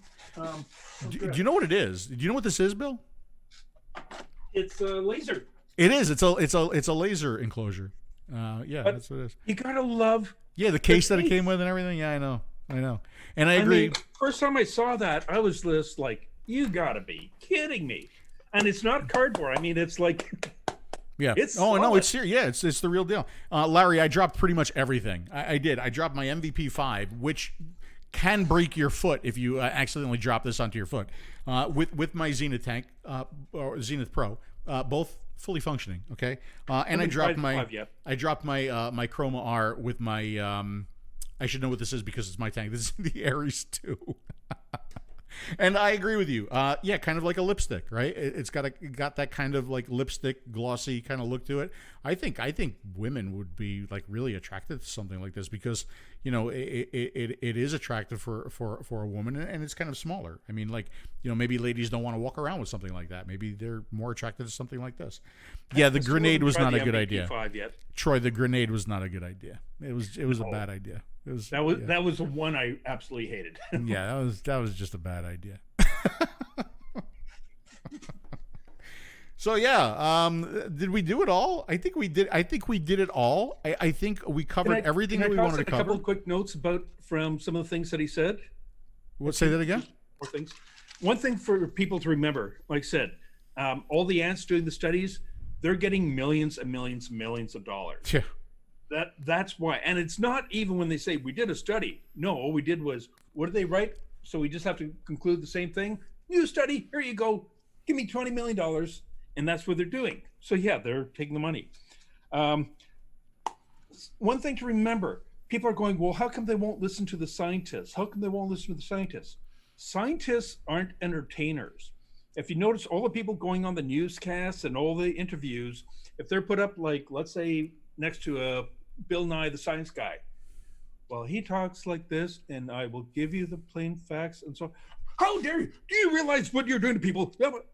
Which one is going to entertain and draw the attention? If they can keep interrupting the scientist is normally a boring person. They aren't meant to be personality. They just talk in a monotone thing with all the facts that are very confusing. Whereas the entertainers, the ants, come in and hype everything. So people go, oh, well, they're much more entertaining to listen to. So I guess that's what we believe. And unfortunately, that's not the way it should be. Surveys are worded very specifically to make vaping sound like one puff. Oh, you're a vapor now. Cigarettes, I can't remember for sure, so don't quote me, but I think it's 3 to 6 months use, and you were a smoker, or you had quit smoking if you had gone that long. And if you start smoking again, you're a new smoker. You were never a previous one. Yeah, and for the EVALI, they still aren't testing for the THC. Yeah, why is that? Like, why? Because then it would it would show exactly where they fumbled and they lied. Yeah. I mean, that's the first thing they should have done. It's like, how do you come up with this disease? You're concerned about the disease. You're worried about the other people getting the disease, but you don't do the necessary testing to find out what the fuck the disease is. How is that possible? Especially, you're supposed to treat something without knowing. It's same as like in BC a couple of years ago, there was a kid who played baseball. He was 14 years old or something, and he died. They found a vape jewel lying on the floor next to him. Parents took him to the hospital and everything, rushed him there, emergency, and he may not make it, ended up dying. They said, well, it was from the vaping. Well, it wasn't until long after all the media carried it. Oh yes, vaping killed him. That jewel killed him, and the kid was this absolute saint. Well, first of all, he wasn't a saint. I know some of the shops who kids go with them, and no. But all the media covered, oh, it was vaping. When it came out about 3 months later, that actually there was zero nicotine, there was nothing to do with vaping whatsoever. It was a hereditary issue that he had previously. There was one little microscopic blurb in the middle of a paper, not even headlines or anything. It was just one little comment section. Yes, it was not caused from that. And that was it. And yet in Parliament in Canada, the health commissioners and the government politicians, they used him as the example. See, this proves vaping is killing our kids. And they, even though like it wasn't, it's mind blowing, right? I know it's so frustrating. You know. Question for you. Yeah, go ahead. Have you ever once in public or media heard Dr. F's flavor study even referenced by the FDA? No, it won't be. Over 69,000 people. Because it supports the opposition. Because it is true scientific data that supports the opposition. So you're never going to hear about it. Yet they'll take a high school student saying, "Oh, yeah, I've seen people in my school vape, so that's got to be true then." My biggest argument right now, my biggest frustration with flavor bans and the bans that are going on, this is it. This is the thing that is fucking driving me nuts. The fact that we have T21, Tobacco 21. That right there. It is illegal for anybody under the age of 21 to purchase and use vapor or cigarette products or tobacco products. Enough said. That's it. Game over. Enforce the law and leave adult vapors alone. Yep. Let them vape whatever they want. Let them vape flavored products. It's illegal. Hold on. Let me just say it again. It's illegal for anyone under the age of 21 because of Tobacco 21 to purchase and use vaping products. So why do you need a flavor ban? I mean, it's illegal for anybody under the age of 21 to drink alcohol, right? I think it's 21 in most places. 21, right? Yep. So and there's flavored vodkas, there's flavored alcoholic beverages, there's flavored stuff. Cotton candy flavored. Candy flavored, right? Flavored. Okay, so see, that's how it works. Yeah. That's how it works. It's illegal, so now you can have those products. And even worse, we don't want to penalize the kids for breaking the law, though, because that'll go on the record and that might affect them down the road. Now, you know what? They did something wrong. Throw them in jail and let them get butt raped. I don't give a fuck. Like, I am so tired. Of the actions of the wrong affecting the freedoms, rights, and liberties of the good. And even more, I'm so sick of that. What's it teaching the kids? Oh, you don't have to obey the law. Nothing's going to happen to you.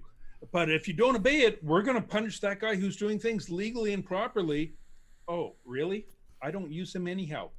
Ooh, I dare you. Go ahead. I mean, this is what happens over and over and over again. It's like the actions of the bad, the illegal things that the bad do affect the freedoms and liberties and rights of the good. Why? It's so frustrating. We could to answer one question that was earlier in chat about the 5% damage, because everyone's saying it's 95% safer. Yeah. And I've heard it actually in hearings too. So they say, so it's 5% bad, isn't it? No, actually, where the 5% came from was they had not found anything critical or serious, but they knew that 10 years, 20 years, 30 years, 50 years down the road, there might be signs of something. So you have to give yourself a leeway marker of, just because we haven't found anything yet, there's always a possibility down the road we might discover something. So they gave themselves a leeway. And that was actually about 2 or 3%, which was higher than normal. Then they said, and to give an extra safety margin, we're going to run it up to a 5% safety margin. But that does not mean it's 5% dangerous. It just means they haven't come up with anything yet. But they recognize that, yes, we need to keep watching this ongoing long term. And that's why we have that 5% marker. Yeah, but you don't want, Bill, you're a big boy, right? I'm a big boy. All right. If I'm willing to accept, even if you want to call it 5% bad, if I'm willing to accept that, I should be allowed to. Better than 100%. It should be my right to do that. Right? It's better than 100% harm like cigarettes. Right. I mean, like caffeine could kill me, right? Starbucks could kill me. Walking outside could kill me right now, especially Zombies. in Florida. I could get struck by lightning if I walk outside. Matter of fact, Bill said at the beginning of the show, he's like, "You're going to lose power during the show." I'm like, really? Like, why would you jinx me like that? Everything's going smooth. It's perfect. And he says that before the show starts. But yeah, it should be your choice. It should, as an adult, you should choose that. If you can't quit, okay, with the, and I always say this. You go for the standard cessation products first, because that's going to get you off of cigarettes and then get you off of everything. That's terrific. That's what it should be, right? But if it doesn't work for you, if that doesn't work for you, and you can't quit smoking and vaping does work for you, I'll accept the 5% all day long. And would really, it just irks me so much every time I hear them in legislation saying it. Yes, but we don't know the long-term results, so we're going to play it safe. You know the freaking long-term results of smoking. It's 100%, it's going to harm you. Yep. So if you have a chance for something less, until you find out more, at least let them use that. If you find out something turns up, then you deal with it at that time. But you don't say, well, it might work, but we're going to use a hypothetical that there's something wrong with it, even though we don't know what that might be. And we might not know for 50 years, but we'll get rid of it now so you don't use it. Okay. Right. So yeah, I know. Frustrating as all hell. Right. Absolutely. I'm in New York. Ridiculous. I know. It's Vapor Owl. Like, my heart breaks for the people who are contacting me from New York saying, what do I do? Like really, it's really happening. I really can't get my flavored e-liquids. What do I do? I don't believe it until it happens. You know, and it's like I tried to send them to some places that are still shipping, I guess. And you know, it's even more frustrating and sickening that these legislators have done it during the pandemic. For instance, New York, where they passed it where, pandemic, so only a few of you are allowed to show up. But if you didn't show up, it's an automatic vote in support of this ban. Whether you agree with it or not, you weren't here, so it's an automatic vote, yes. And that is absolutely sickening. Yeah, I know. Did Janine just show up?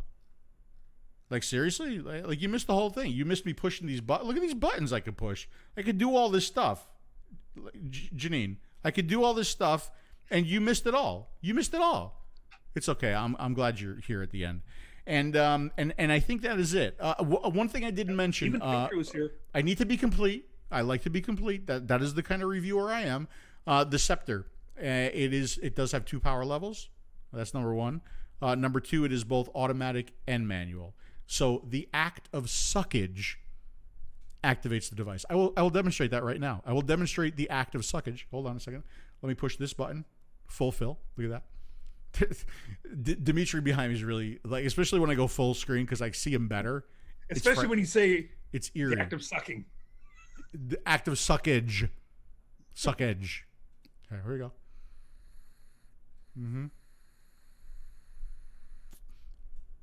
Janine, don't be sorry. It's okay. We forgive you.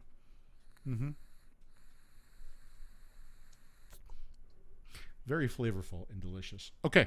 Well, besides all the tech stuff, I'm really proud of you, Phil. Do you realize this is the first time I've been on with you that you haven't talked sci-fi? Don't get me started. Show?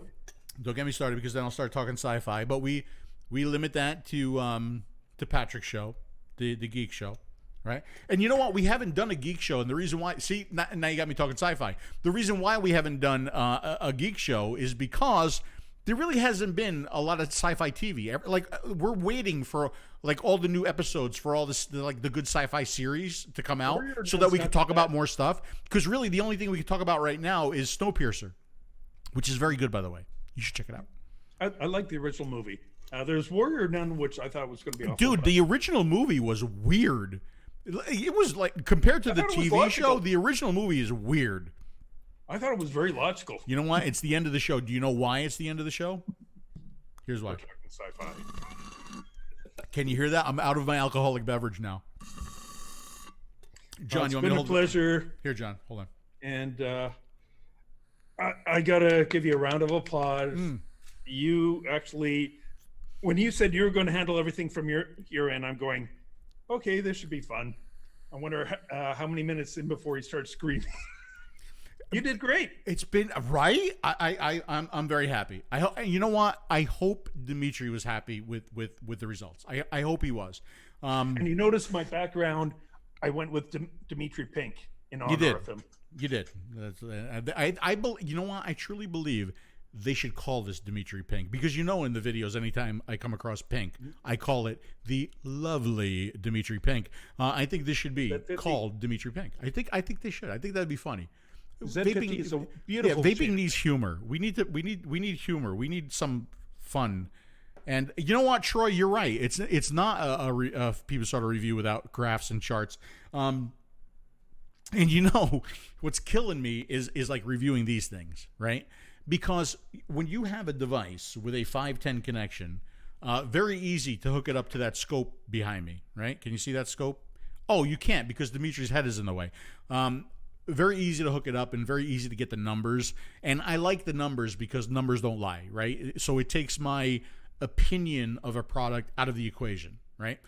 Which I think is terrific. But with these new pod devices, look, I'm not going to open up these things and connect probes and solder in wires to the boards. It's not happening. It's not going to happen.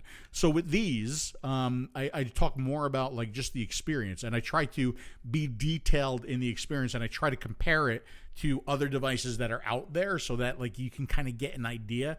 And even here, I tried to do a chart with like the draw, like how tight the draw is, and compared it to other things. And I also do a chart on the battery, because I'm still able to measure battery capacity on these things, right? So I still try to give you as much information as possible, but it's a challenge. I know, Larry, it is funny. That is funny. Thank you, Big Larry, Red. sneak into his house. Thank you so much. You know what, though? In his closet. Bill, you know what I forgot? No, please don't do that, because that'll scare the shit out of me. Bill, you know what I forgot? What did you forget? I forgot an outro video. I have no outro video. I have no thank you for joining the show. You have the commercial. You have the commercial with the endorsement by both Dimitri and Mr. Tiny Lips. I want to see if we can find it. We'll do a little after hours. I don't know if I have that on my YouTube channel, because that was kind of a private thing that I shared privately. But let me go look. Let me go look and see if it's here. And if it's here, we'll try to play it, because I think it's really important information. Do I have it? Unsalted.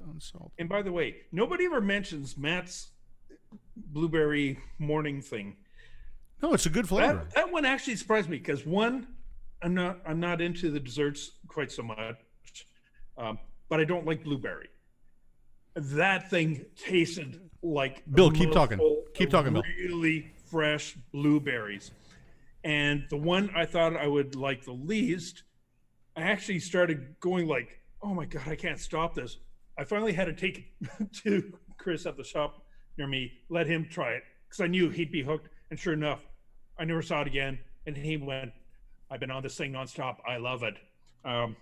So although I believe the number one brand, now correct me if I'm wrong, it's the watermelon peach, isn't it? Is the number one bestseller? Of course. Am I correct in that? Of course it is. Okay. And Dimitri's, that's actually my flavor style is Dimitri's, the citrus one. But the one nobody ever talks about, Matt's blueberry. Oh my God, is that good? So shout out to Mr. Tiny Lips. I give him my vote. Hold on, I'm looking for the file. Hold on. I almost have it. Okay, so keep talking. Well, you don't want to know. Actually, Phil's in the back. He couldn't resist Dimitri's cutout in the back, and had to give him a little snuggle just to make sure he doesn't feel ignored. But yeah, the watermelon I liked. Watermelon I find I don't taste as much. I love the peach. I love peaches, but yeah, I have to give Mr. Tiny Lips a little shout out. Yeah, no, you're right. Nobody ever talks about his flavor. Well, the reason why nobody ever talks about his flavor, because everybody's talking about the number one best-selling flavor, in the unsalted line, the watermelon peach, right? That is what everybody's talking about. I found the video. Let me see if let me try to play it. This is kind of short notice here, but I think if I do that, And I think You can do it. if I pause it right there, and I think if I go here, and I think if I push this button right here, and then I think if I mute my microphone, I think we'll be able to hear it. So let's.